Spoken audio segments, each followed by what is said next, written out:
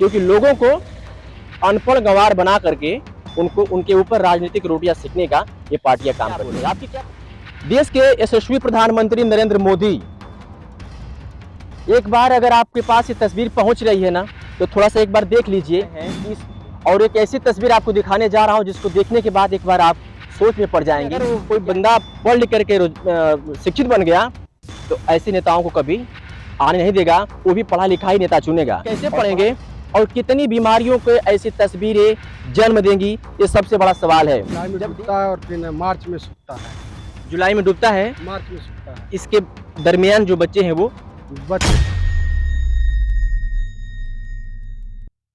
नमस्कार, news 9 network देख रहे हैं और एक ऐसी तस्वीर आपको दिखाने जा रहा हूं जिसको देखने के बाद एक बार आप सोच में पड़ जाएंगे कि क्या ये उत्तर प्रदेश का गोरखपुर जनपद है, जहां से उत्तर प्रदेश के मुख्यमंत्री योगी आदित्यनाथ का ये क्षेत्र कहा जाता है। सबसे पहले उस तस्वीर को आप दिखाऊंगा। मनोज जी, पहले वो तस्वीर दिखाइए कि इस विद्यालय का नाम क्या है। पूर्व माध्यमिक विद्यालय झरवा, क्षेत्र खोराबार, गोरखपुर। ये उस प्राथमिक विद्यालय की तस्वीर है, पूर्व माध्यमिक विद्यालय की तस्वीर है जो चारों तरफ से पानियों में डूब चुका है। और एक बार थोड़ा सा ये तस्वीर को दिखा दीजिए मनोज जी। बिल्कुल ये चारदीवारी है स्कूल की, सरकारी स्कूल की।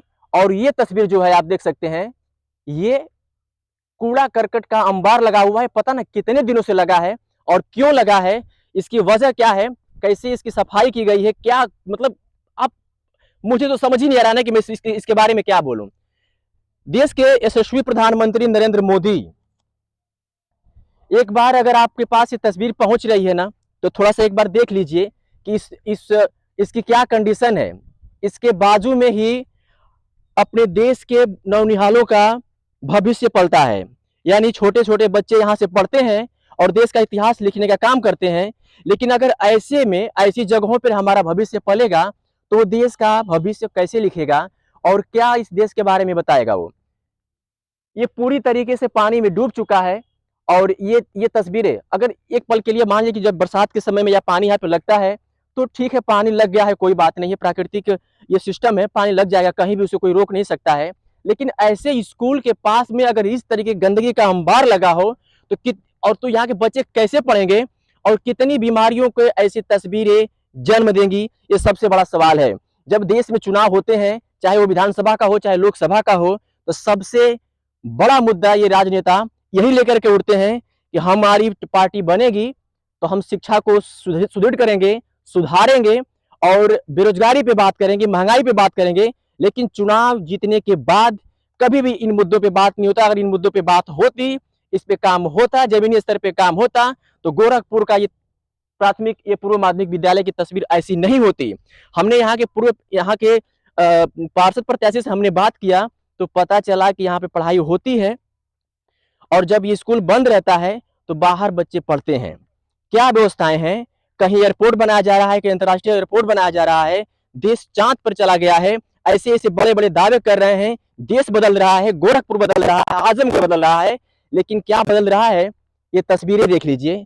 तस्वीरें किस तरीके से गवाही कर रही हैं कि हमारा देश कैसे बदल रहा है और हमारे देश में, हमारे प्रदेश में, हमारे जनपद में किस तरीके से काम हो रही है। ये साफ तौर पे हमें बताने की इससे ज्यादा जरूरत नहीं होगी। कमेंट सेक्शन में आपको बताएगा, थोड़ा सा बात करें। बस ये एक सवाल आपसे, ये स्कूल पानी में डूब चुका है तो क्या ये हमेशा ऐसे ही रहता है? जी नहीं, ये जुलाई में डूबता है और फिर मार्च में सूखता है।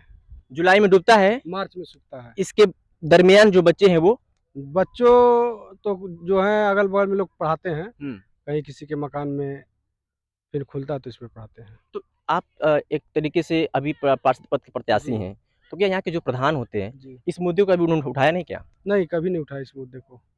ये आपको नहीं लग रहा है कि यहाँ पे जिस तरीके से ये तस्वीरें हैं, कूड़ा करकट बना हुआ है, देश के प्रधानमंत्री नरेंद्र मोदी स्वच्छ भारत मिशन की वो करते हैं कि नहीं हमारा देश बदल रहा है, स्वच्छता में 1 नंबर पे आ गया है, तो ये क्या है भाई? ये तो अधिकारियों की कमी है।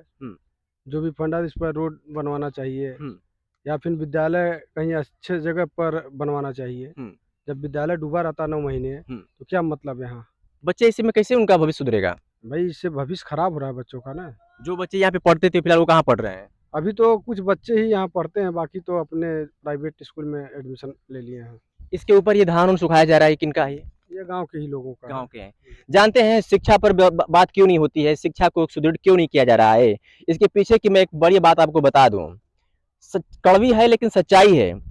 ये राजनेता, देश की पॉलिटिक्स जितनी भी पार्टियां हैं, ये शिक्षा पर कभी काम नहीं कर सकती हैं। इसलिए ना कि जिस दिन लोग जागरूक हो जाएंगे, ऐसे पाखंडी नेताओं को, ऐसे भ्रष्ट नेताओं को चुनना पसंद नहीं करेंगे। वो जागरूक हो जाएंगे और जानेंगे कि हाँ, हमें किस नेता का चुनाव करना है और किसको हमें वोट करना है और कौन सी पार्टी को देश में बैठाना है।